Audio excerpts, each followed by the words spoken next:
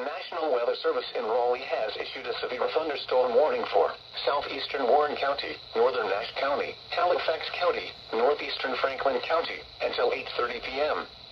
At 7:38 p.m., a severe thunderstorm was located 7 miles northeast of Lewisburg, moving east at 50 miles per hour. Hazard, 60 miles per hour wind gusts and quarter-size hail.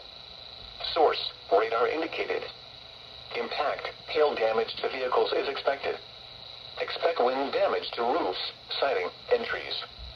Locations impacted include Roanoke Rapids, Enfield, Glenview, Ingleside, Maddox Mountain State Park, Avonton, Tillery, Halifax, Centerville, and Weldon.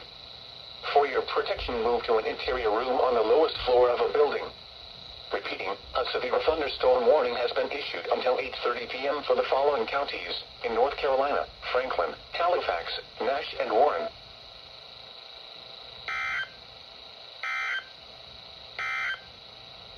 A severe thunderstorm